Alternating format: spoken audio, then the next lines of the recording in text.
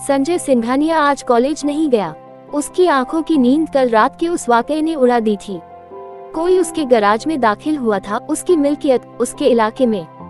ऐसा आज तक कभी नहीं हुआ था। वह अपने ऑफिस के गलियारों से गुजरा। हर कर्मचारी अपने काम में मग्न था। संजय एक सख्त बॉस जरूर था, पर कभी बदतमीज नहीं।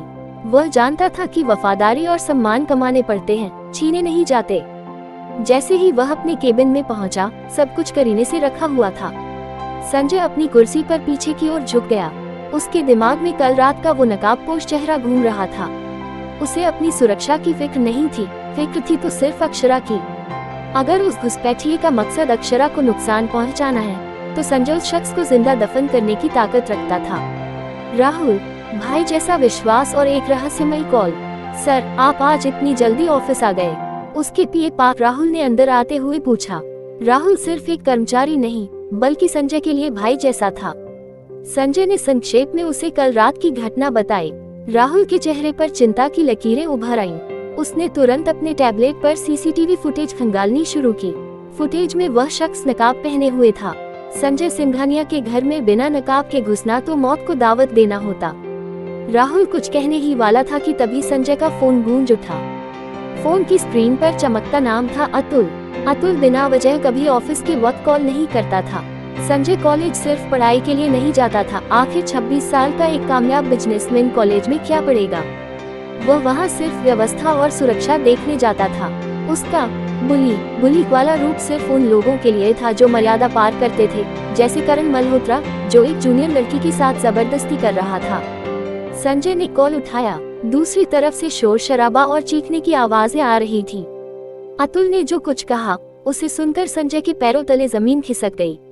तूफान की ओर दौड़ता संजय कुर्सी फर्श पर जोर से चरमराए और संजय एक झटके में खड़ा हो गया।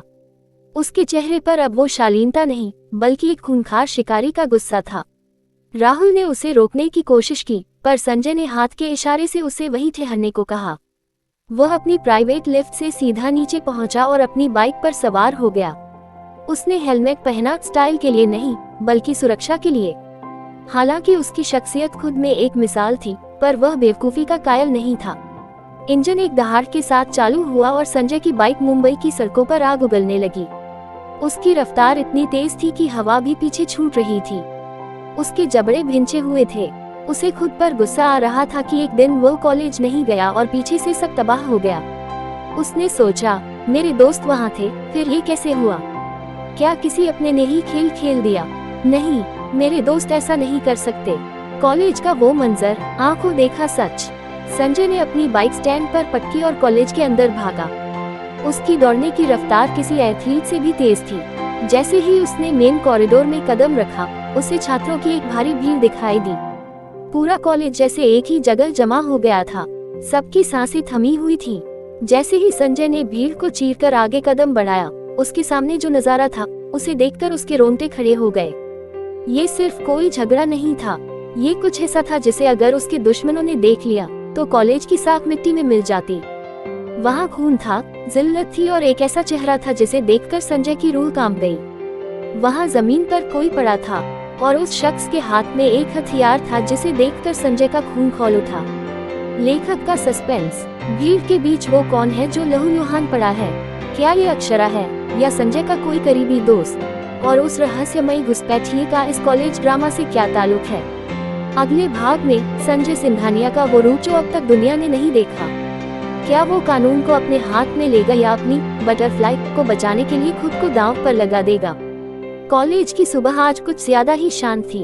अक्षरा जब कॉलेज में दाखिल हुई तो उसे एक अजीब सा सुकून महसूस हो रहा था।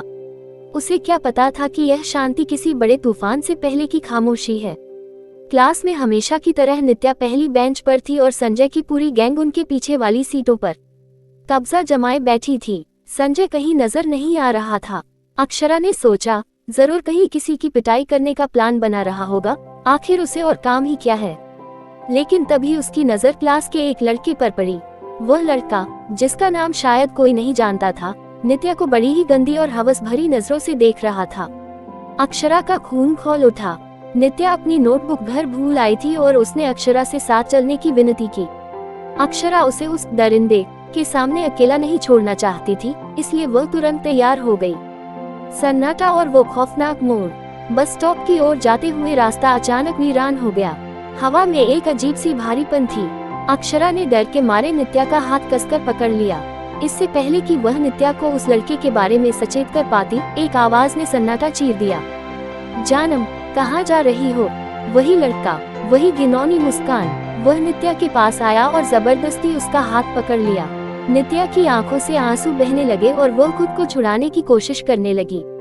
अक्षरा से यह नहीं देखा गया। उसने अपनी पूरी ताकत लगाकर उस लड़के के हाथ पर इतनी जोर से काटा कि खून की धार निकल पड़ी।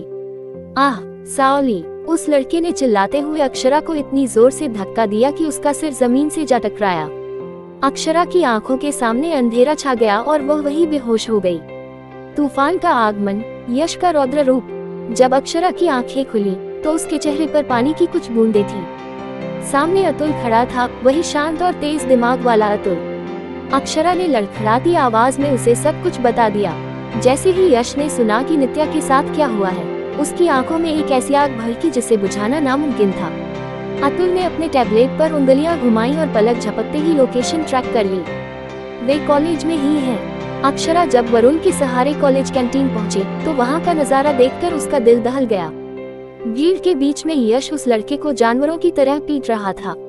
एक पंच, फिर दूसरा, फिर तीसरा। वह लड़का खून से लथपथ था और उसकी चीखें पूरे कॉलेज में गूंज रही थी। नित्या एक कोने में खड़ी कांप रही थी। उसकी कमीज फटी हुई थी और वह बुरी तरह डर चुकी थी। यश तब तक नहीं रुका जब तक उस लड़के ने रिस्पॉन्स देना बंद नहीं कर दिया। राजा की एंट्री, संजय सिंघानिया का नया अवतार। तभी भीड़ छंटने लगी। छात्रों के बीच से एक रास्ता बना, जैसे किसी जंगल में शेर के लिए जगह छोड़ी जाती है। वहां संजय सिंघानिया खड़ा था, पर आज वह अपने पुराने अंदाज में नहीं था।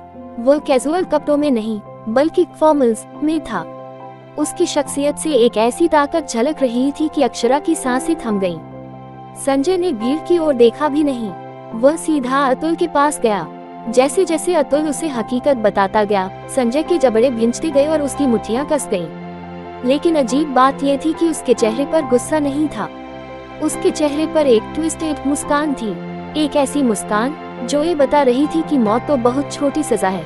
वह इस लड़के के साथ कुछ ऐसा करने वाला है जिसकी कल्पना भी रूह कंपा दे। अक्षरा उसे देखती रह गई। वह समझ गई थी कि आज इंसाफ का तराजू संजय सिंघानिया के हाथ में है और वो दरिंदा अब जिंदा तो नहीं बचेगा। लेखक का सस्पेंस, संजय का ये नया फॉर्मल अवतार क्या कोई इशारा है? और यश का ये पागलपन नित्या के प्रति उसके कौन से राज खोल रहा है? क्या अक्षरा इस दरिंदगी के बीच खुद को सुरक्षित महसूस कर पाएगी? अगले भाग में संजय सिंघानिया का असली खेल शुरू होता है। क्या वो लड़के को पुलिस के हवाले करेगा या अपने अंधेरे साम्राज्य के कानून से उसे सजा देगा? कैंटीन का नजारा किसी डरावनी फिल्म के क्लाइमैक्स जैसा था। फर्श पर खून से लथपथ वो लड़का अधमरा पड़ा था और उसके पास खड़ा था संजय, शांत, स्थिर और जानलेवा। पूरे कॉलेज की सांसें जैसे गले में अटक गई थी। किसी की हिम्मत नहीं थी कि उस आधे मरे हुए इंसान की मदद के लिए आगे बढ़े। ये सम्मान नहीं था, ये खौफ था। संजय की नजरें पूरे हॉल में घूमी और अंत में उस जगह जाकर ठिठक गईं जहां सीढ़ियों पर अक्षरा बैठी थी। वह अपनी सहेली नित्या को संभाल रही थी, पर खुद अंदर से टूट चुकी थी। संजय का दिल जोर से धड़का। उसने देखा कि अक्षरा के माथे पर एक ताजा जख्म था जिससे अभी भी खून रिस रहा था। उसकी कोहनियों पर खरोंचें थीं। उस मासूमियत पर लगी चोट ने संजय के भीतर सोए हुए शैतान को जगा दिया। वह लंबे डग भरता हुआ उसकी ओर बढ़ा। 1, 2, 3। वह उसके बिल्कुल सामने था। किसने किया ये बटरफ्लाई? अक्षरा ने अपनी आंखें उठाईं। सामने फॉर्मल्स में खड़ा संजय किसी बिजनेसमैन जैसा नहीं, बल्कि एक क्रिमिनल किंग जैसा लग रहा था। उसकी आंखों में वो आग थी जो सब कुछ भस्म कर सकती थी। संजय ने उसे खड़ा किया। उसकी पकड़ मजबूत थी, पर उसमें एक अनकही फिक्र थी। यश तब तक नित्या को लेकर वहां से जा चुका था, पर संजय की दुनिया तो अक्षरा पर ठहर गई थी। किसने किया ये बटरफ्लाई? उसकी आवाज धीमी थी, पर उसमें वो बिजली थी जो किसी की भी रूह कंपा दे। अक्षरा कुछ बोल न सकी। वह तो बस उसे देख रही थी। क्या ये वही संजय है? घड़ी की सुइयां जैसे चीख चीख कर कह रही थी कि कुछ बहुत बुरा होने वाला है। अक्षरा ने कांपते हुए हाथ से फर्श पर पड़े उस लड़के की ओर इशारा किया। संजय की आंखों में खून उतर आया। उसने पास रखी एक कुर्सी उठाई और दीवार पर इतनी जोर से दे मारी कि उसके टुकड़े टुकड़े हो गए। पूरे हॉल में उस धमाके की गूंज फैल गई। अक्षरा की एक चीख निकल गई। मौत और मोहब्बत के बीच की दीवार। संजय उस लड़के को खत्म करने के लिए आगे बढ़ा। वरुण ने उसे रोकने की कोशिश की। भाई रुक जाओ, वो मर जाएगा, वरुण चिल्लाया। संजय का चेहरा गुस्से से लाल था, पर जैसे ही उसकी नजर अक्षरा पर पड़ी वो रुक गया। अक्षरा कांप रही थी। उसने ना में सिर हिलाया, जैसे भीख मांग रही हो कि उसे मत मारो। संजय ने वरुण को झटके से पीछे हटाया और अक्षरा को खींचकर अपने सीने से लगा लिया। अक्षरा का सिर उसके मजबूत सीने से टकराया। उसने अपनी आंखें बंद कर ली। शशिश नहीं, बटरफ्लाई, वो इसी के लायक था। संजय ने उसके बालों को सहलाते हुए फुसफुसाया। तुमने उसे लगभग मार ही डाला। अक्षरा की आवाज सुर्खियों में डूबी थी। वो एक शांत परिवार से आई थी, जहाँ झगड़े नहीं होते थे, पर यहाँ हर तरफ खून और दहशत थी। उसने रोते हुए संजय की आंखों में झांका और एक ऐसा सवाल किया जिसने संजय की रूह को छलनी कर दिया। क्या किसी दिन तुम मेरे साथ भी ऐसा ही करोगे? एक पत्थर का पिघलना। संजय का दिल जैसे किसी ने मुट्ठी में भींच लिया हो। उसके चेहरे का कठोर भाव एक पल में पिघल गया। उसने अक्षरा को और जोर से गले लगाया और उसके माथे को चूमा। उसकी आंखों में आंसू छलक आए, वो आंसू जो दुनिया ने कभी नहीं देखे थे। मैं खुद मर जाऊंगा। उसकी आवाज फटी हुई और भारी थी, पर तुम्हारे बारे में ऐसा सोचने की जुर्रत भी कभी नहीं करूंगा। अक्षरा ने देखा, उस हैवान के चेहरे पर एक ऐसा दर्द था जिसके बारे में शायद किसी को अंदाजा नहीं था। वो गुस्से का राजा जरूर था, पर उस गुस्से के पीछे कोई बहुत बड़ा जख्म छिपा था। उसने अपने हाथों से अक्षरा के आंसू पोंछे। अक्षरा को समझ आ गया था कि वह जिस दुनिया में कदम रख चुकी है वो उथल पुथल से भरी है, पर उसने खुद से वादा किया, चाहे कुछ भी हो जाए, वह संजय सिंघानिया की इस बेरहमी के पीछे छिपी सच्चाई को जरूर ढूंढेगी। लेखक का निष्कर्ष। अक्षरा शांति चाहती थी, पर उसे एक ऐसे तूफान से प्यार हो गया था जिसका कोई अंत नहीं था। क्या वो इस तूफान को शांत कर पाएगी या खुद इसमें फना हो जाएगी? अगले भाग में संजय के अतीत का वो राज जो उसे आज भी सोने नहीं देता, और क्या वो घायल लड़का संजय के लिए नई मुसीबतें खड़ी करेगा। कॉलेज के उस खौफनाक हादसे को 2 दिन बीत चुके थे। नित्या, जो उस घटना के बाद खुद में सिमट गई थी, अब धीरे धीरे वापस अपनी पुरानी रोशनी में लौट रही थी। उसने खुद फोन करके कॉफी डेट का प्लान बनाया और अक्षरा ने बिना एक पल गंवाए हाँ कह दिया। वह जानती थी कि नित्या को उस सदमे से बाहर निकालने के लिए ये शाम कितनी जरूरी है, पर अक्षरा का अपना मन, वह तो कहीं और ही भटक रहा था। पैकिंग करते हुए उसके दिमाग में बार बार संजय का वो फॉर्मल लुक आ रहा था। वह सफेद शर्ट, वो ब्लेजर और उसके चलने का वो शाही अंदाज। अक्षरा ने खुद को जोर से झिड़क दिया। अक्षरा, तू उसे इतना क्यों सराह रही है? भूल गई पहले दिन उसने क्या किया था, पर उसे ये भी मानना पड़ा कि अब कॉलेज में कोई उसके सामने आंख उठाने की जुर्रत नहीं करता। वह रातों रात फेमस हो गई थी और इसका श्रेय चाहे वह माने या न माने संजय सिंघानिया को ही जाता था। लड़कियों वाली गपशप और एक रहस्यमय आवाज। अक्षरा अभी चिप्स का आनंद ले ही रही थी कि फोन की घंटी बजी। कॉन्फ्रेंस कॉल पर नित्या और तान्या की चहकती आवाजें गूंज रही थी। अक्षु, कैफे के पास एक अम्यूजमेंट पार्क भी है, हम वहाँ भी चलेंगे। नित्या की आवाज में महीनों बाद वो पुरानी खनक थी। अक्षरा खुशी से सोफे पर खड़ी हो गई। क्या बात है, बहुत मजा आएगा। तभी तान्या की आवाज आई, हाँ बाबा चलते हैं।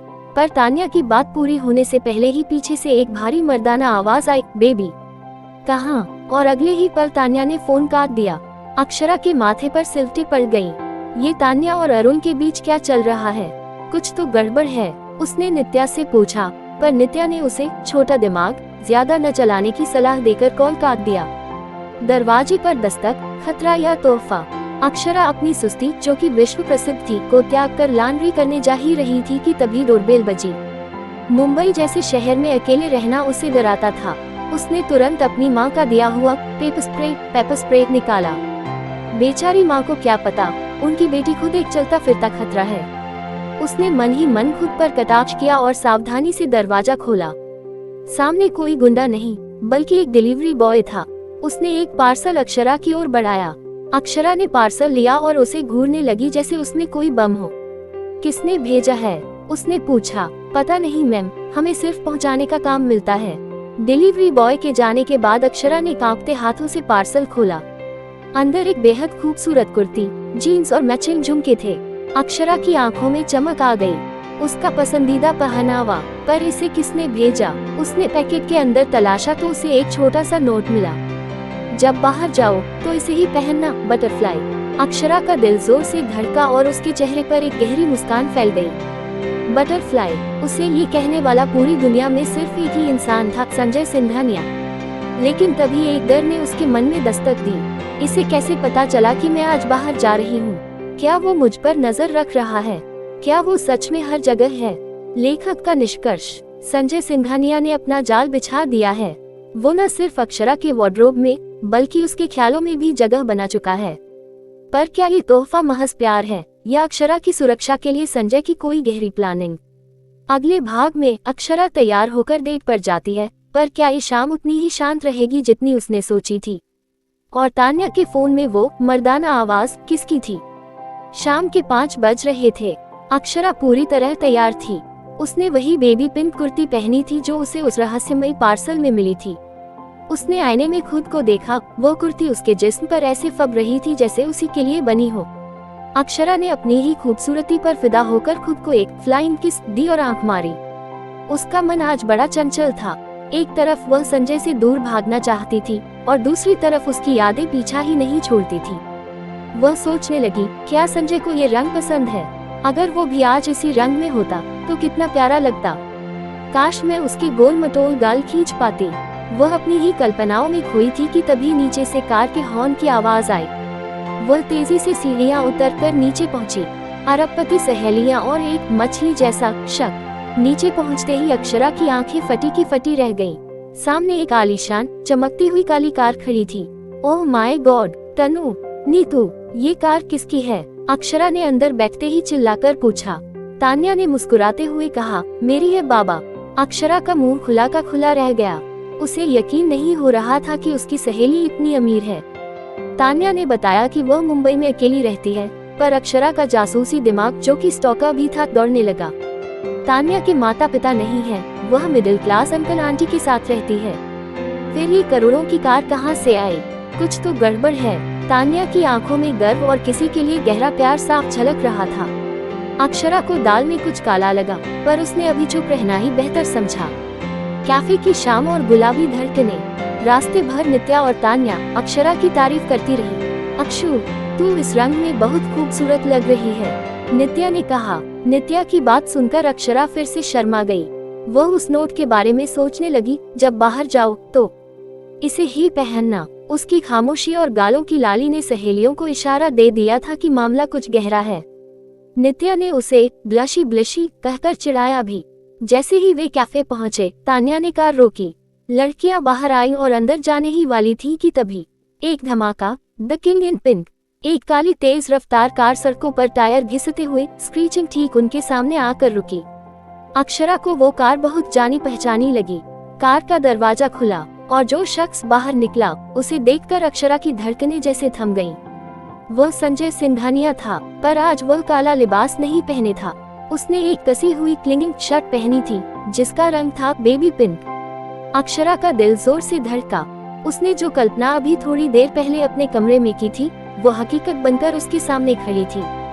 संजय उसी रंग में था जो अक्षरा ने पहना था। ट्विनिंग का ये सहयोग अक्षरा को बेहोश करने के लिए काफी था।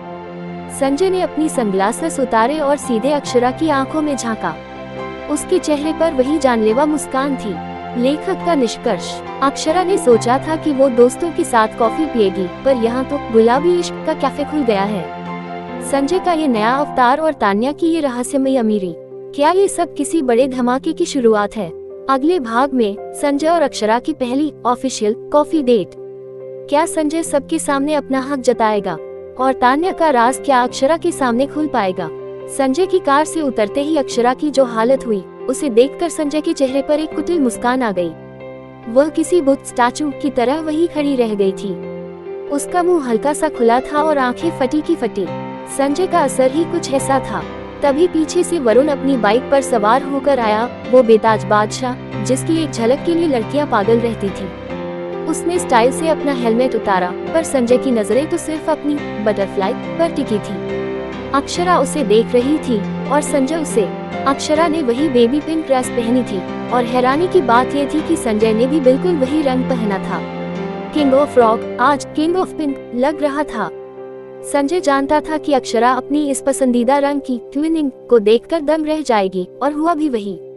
अक्षरा के गालों पर वही गुलाबी रंग उतर आया जो उसके लिबास का था। संजय उसके पास पहुंचा और धीरे से उसका हाथ थाम लिया। सहेलियां और बाकी दोस्त फोटो खींचवाने में व्यस्त थे, पर इन दोनों के बीच की हवा भारी होने लगी थी। एक अधूरी ख्वाहिश और अतुल का तड़का। बटरफ्लाई। संजय ने झुककर उसके कान के पास फुसफुसाया।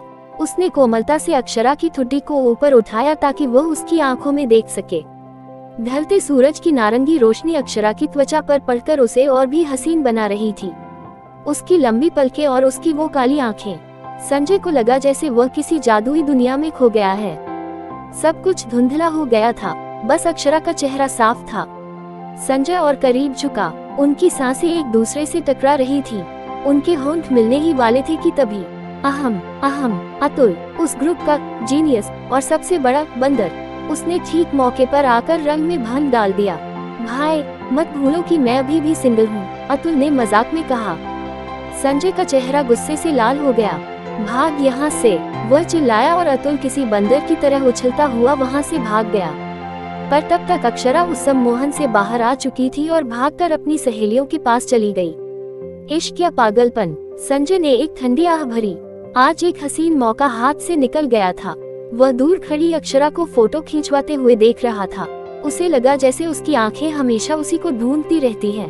तभी उसके मन में एक डरावना ख्याल आया, क्या ये वाकई प्यार है या मेरा पागलपन? क्योंकि अगर यह पागलपन है तो ये हम दोनों को तबाह कर देगा। उसने देखा कि उसके बाकी दोस्त वरुण, अरुण और अतुल पानी पूरी के स्टॉल पर टूट पड़े थे। लड़कों का पेट जैसे ब्लैक होल हो, जितना भी डालो कम है। संजय की नजरें अरुण और तान्या पर भी टिकी थी। उन दोनों के बीच भी कुछ बहुत गहरा चल रहा था। अरुण तान्या को लेकर कुछ ज्यादा ही प्रोटेक्टिव था। संजय ने मन ही मन तय किया कि एक दिन वह इस राज से भी पर्दा जरूर उठाएगा। पर फिलहाल उसकी दुनिया सिर्फ उस लड़की के इर्द गिर्द घूम रही थी जो ढलते सूरज को निहार रही थी और खुद किसी डूबते हुए सूरज की आखिरी किरण जैसी सुकून देने वाली थी। लेखक का सस्पेंस, संजय जिसे प्यार कह रहा है, क्या वो वाकई मोहब्बत है या कोई पुराना बदला? और तान्या अरुण के बीच का वो फिशी राज क्या है जो पूरी गैंग की दोस्ती को हिला सकता है? अगले भाग में पानी पूरी कंपटीशन और संजय अक्षरा के बीच की खट्टी मीठी नोकझोंक। क्या अक्षरा उसे अपने दिल की बात कह पाएगी? आज का दिन किसी हसीन ख्वाब जैसा था। पानी पूरी के तीखेपन के बाद पूरी गैंग मुंबई के एक बेहद खूबसूरत कैफे में पहुंची। कैफे में ताजी पिसी हुई कॉफी और दूध की मिली जुली महक फैली हुई थी जो किसी को भी सुकून देने के लिए काफी थी। नित्या की आंखें वहां रखे ताजा क्रोएसेंट्स क्वासॉन्स को देखकर चमक उठी। वो एक सच्ची फूडी थी।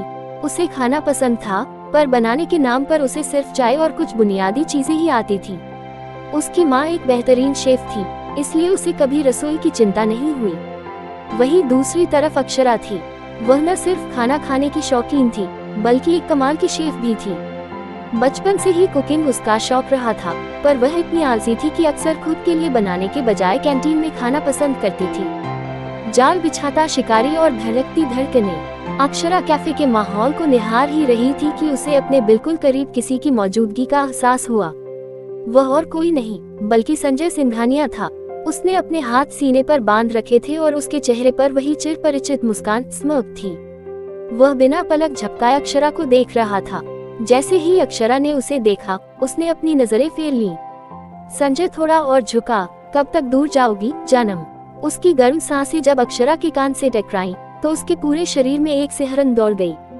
संजय का असर उस पर इतना गहरा था कि वह चाहकर भी खुद को सामान्य नहीं रख पाती थी। उसे समझ नहीं आता था कि जब वह पास आता है तो उसके पेट में हजारों तितलियां कलाबाजियां समसॉल्ट्स क्यों खाने लगती हैं। वह तुरंत भागकर अपनी सहेलियों के पास जा खड़ी हुई। बैठने की जंग, मासूमियत बनाम टशन। वरुण ने खिड़की के पास एक बड़ा सा टेबल ढूंढ लिया जहां सब एक साथ बैठ सके। अतुल ने बड़े भाई की तरह वरुण की पीठ थपथपाई। ये सव्य ग्रुप के लड़के दुनिया की नजरों में भले ही सिर्फ छात्र हों, पर असल में ये अपने अपने बिजनेस एम्पायर संभाल रहे थे। इन्होंने अपनी पहचान और ताकत को राज रखा था क्योंकि इनके दुश्मनों की कमी नहीं थी। सब अपनी अपनी सीटों पर बैठ गए। अक्षरा नित्या के बगल में बैठना चाहती थी, पर यश ने तेजी से कुर्सी खींची और वहां बैठ गया। अब पूरी मेज पर सिर्फ एक ही जगह बची थी, संजय के बगल में। अक्षरा ने छोटे बच्चों की तरह मुंह फुलाया और अपनी ठुड्डी सिकुड़ते हुए पूछा, अब मैं कहाँ बैठूं? वह इस वक्त दुनिया की सबसे मासूम बच्ची लग रही थी। संजय की आंखों में शरारत की चमक जागी। उसने अपनी तर्जनी उंगली फोरफिंगर से अपनी गोद की तरफ इशारा किया और बोला, यहाँ स्वीट हार्ट। अक्षरा का जैसी अवतार, जमीन मंजूर है, गोद नहीं। अक्षरा का चेहरा शर्म से लाल हो गया। एक पब्लिक प्लेस में ऐसी बात। लेकिन अगले ही पल उसकी मासूमियत गायब हो गई और उसकी जगह ली उसके सासी और बेबाक अंदाज ने। वह मेज पर थोड़ा झुकी, अपनी आंखों में चुनौती भरकर संजय के करीब आए और फुसफुसाते हुए बोली, मैं जमीन पर बैठना पसंद करूंगी, पर तुम्हारी गोद में कभी नहीं। उसके जबड़े भिंचे हुए थे और आवाज में एक ऐसा टशन था जिसने संजय को भी हक्का बक्का कर दिया। संजय ने उसे अब तक सिर्फ एक चुलबुली और भोली लड़की समझा था, पर आज उसे पता चला कि उसकी बटरफ्लाई के पंख सिर्फ खूबसूरत ही नहीं, नुकीले भी हैं। संजय उसे अपनी सायरन आंखों से घूरने लगा। उसके दिमाग ने अब एक नया खेल बुनना शुरू कर दिया था। पूरी गैंग खामोश होकर इस अतरंगी जोड़े का ड्रामा देख रही थी। ये तो तय था कि यह शाम अब और भी रोमांचक होने वाली थी। लेखक का निष्कर्ष, अक्षरा ने तो मना कर दिया, पर क्या संजय सिंघानिया इतनी आसानी से हार मानने वालों में से है? और क्या ये जैसी अंदाज अक्षरा को किसी नई मुसीबत में डाल देगा? अगले भाग में संजय की एक ऐसी चाल जो अक्षरा को सबके सामने मजबूर कर देगी। क्या कैफे के बीचों बीच होगा कोई बड़ा हंगामा?